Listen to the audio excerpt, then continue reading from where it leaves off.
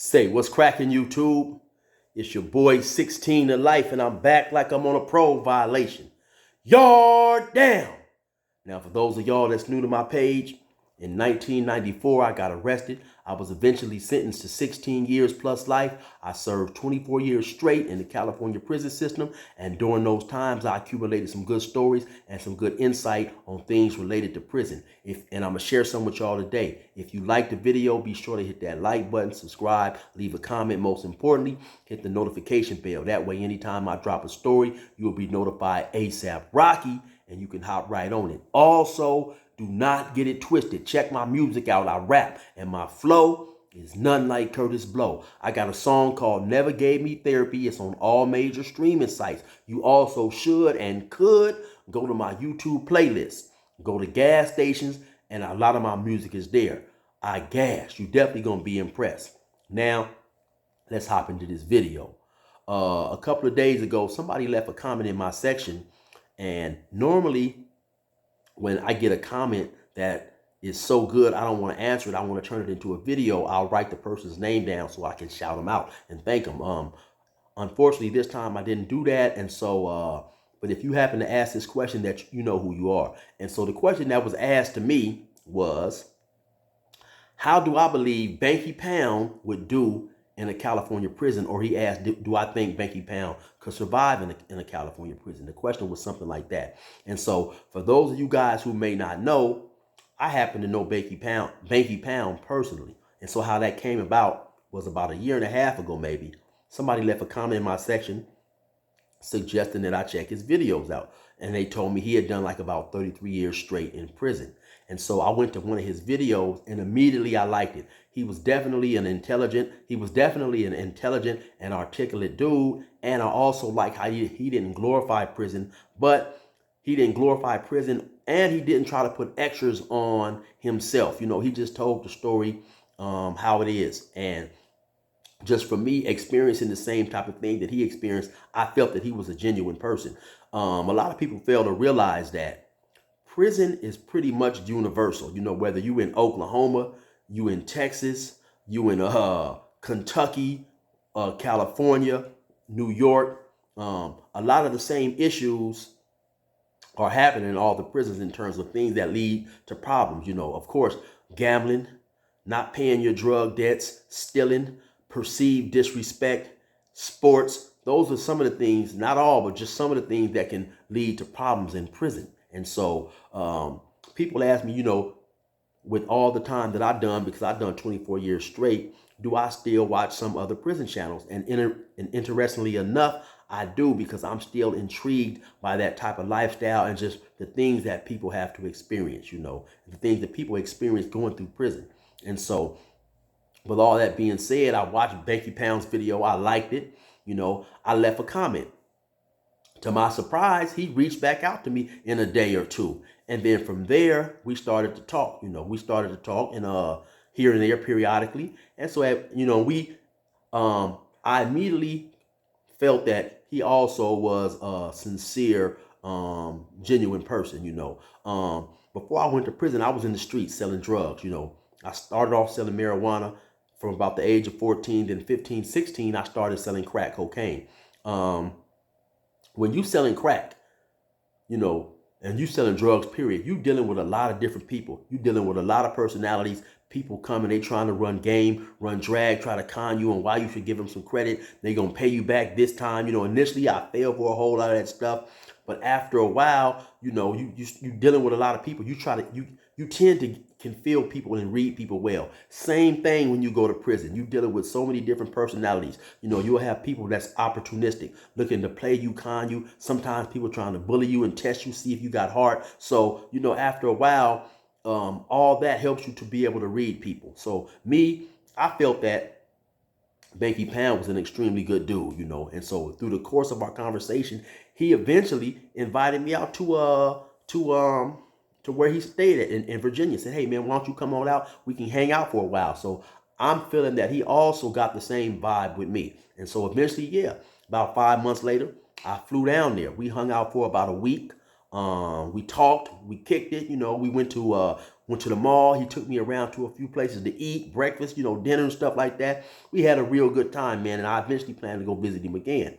And so in the course of our conversation, I got to know him a little bit better and even liked him more, because I felt that he definitely is the person that he says he is. Now, we already know if you watch Banky Pound's stories, and if not, go check him out.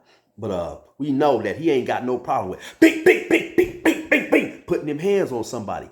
And he's willing to go get that Bethlehem if need be. And to be honest, at the end of the day, that's all you really need to survive in prison and have God on your side. Because I believe 75 to 80% of people who are incarcerated really don't want no problems.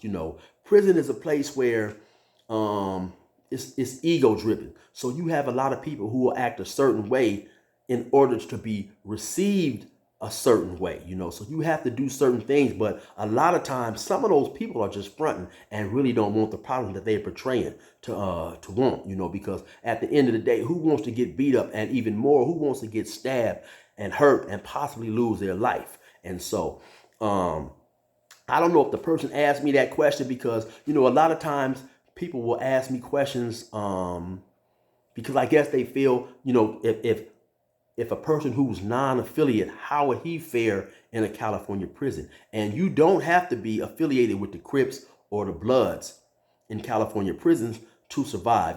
It's more about how you carry yourself. Banky Pound is a very likable. He's a people's person. He's articulate and he knows how to move. So you definitely have to know how to move in prison. Like I said, you have to be respectful. You have to know how to stay out of business when it ain't yours. And like I said, you have to be willing to stand up for yourself if need be, because no matter how nice you are, no matter how likable you are, at some point in time, if you stay in prison long enough, you're going to have some confrontations and some altercations with people, because the penitentiary is just a predaceous type place. You have people who are opportunistic and they are looking to take advantage of people in the event they feel they see a weakness, because like I said, ain't nobody in prison for passing out no Bibles. Your prison, you definitely got the worst of the worst, man, and people gonna try you. You got people out in prison who, they're not financially stable, man. Or you may have some people who are financially stable, but being greedy, taking advantage of people is second nature to them. Everybody comes from different walks of life, so we never know what get people to the stages that they have gotten to. So some people get a kick out of robbing and taking and eating your soup instead of having to eat theirs, and stuff like that. So at the end of the day, you don't have to be affiliated. You just have to be willing to stand up for yourself. And actually, I have seen a couple of different occasions where people who weren't affiliated were, and don't get me wrong. Now, when you're not affiliated and you don't have, maybe 8, 9 homies, 10, 15 homies, depending on how big your particular car is, sometimes people will see you as an individual that they can test. They will see you as an easy victim, hoping that you might not back your own play. But like I said, I have seen where people got caught up in that certain situation and people came to their rescue. Now, see, the good thing about not being a Blood or a Crip, you can talk to anybody. I mean, you can talk to anybody being a Blood or a Crip, but sometimes, people are reserved if they're affiliated. They don't want to talk to this person or that person. But when you're non-affiliated, and you're a people person, as Banky Pound is, you talk to people, so you may, a dude may take a liking to you or whatever, then he'll see you in a situation and he'll see that it's more than one person trying to press you and people will come to your aid. I've seen that happen a couple of times, man, where people will push up, hey, listen, hey, man, a dude is cool with me, man, so y'all not supposed to jump him or whatever. And then by that person who's coming to his aid being affiliated, his homeboys get involved. So now his play is back. His play is back. I've had many friends who weren't affiliated with the Crips or the Bloods do just well. The other day I talked to a good friend of mine.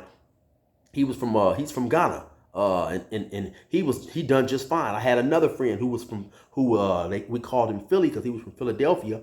And somebody told me, I don't know if this is true or not. I don't know if you guys are familiar with the mixed martial artist, I think he fights in the UFC. His name is Kevin Holland. Somebody told me that that's his son. My buddy's name is Brian Holland. So anyway, Philly got along just fine. Philly got along just fine. He played basketball. He was one of the best, if not the best, on the yard. And he was a cool dude. He was a likable dude. So he affiliated with Bloods and Crips. And in the California prisons, for the most part, unless they're just from rival hoods, Bloods and Crips, we associate with each other. We talk, we hang out, play basketball, all that type of stuff. And so I don't know if the person asked me that question because Banky Pound is not affiliated, or just because do I think him as a man could survive in a California prison. And most definitely, without a doubt, 100%, I know he could. He could survive anywhere because in talking to the dude, one thing I learned about the dude is he has a warrior spirit, man. Meaning that he is a cool dude, but he's not going for no BS, When you set your mind to this is what I'm going to accept and this is what I'm not going to accept, and you willing to frontline that situation, people got to respect that. One thing that in any prison, I believe that you have to be serious about,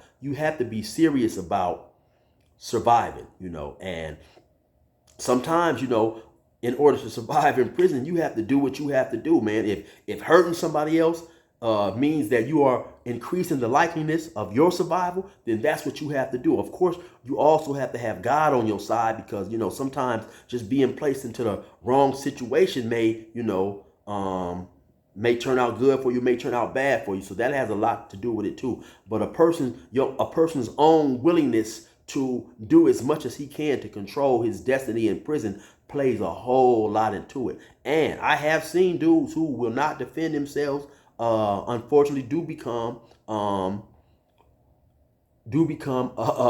victim often, because like I said earlier, prison is a place where people will prey on you and they will stay on you. You know what I'm saying? Once they see that you softer than mother's love, people gonna be on you. You know what I'm saying? So you have to be serious about letting people know, man, that that I'm willing to go all the way, and that's just the whole thing. And that's something that I definitely felt in getting to know Banky Pound and talking to him, because like I said, I flew out there, hung out with him for a while. We still talk to this day. Not only that, when he came out to California to go to Venice, I rolled up to Venice Beach. We hung out for a while. So yeah, he is definitely, man, a good dude, and he's serious about he was serious about trying to make sure that didn't nobody do nothing to him in prison. And so I definitely feel 100% without a doubt he would have made it and he could have survived in a California prison. But anyway, you already know what it is. It's your boy 16 to life. Resume normal program.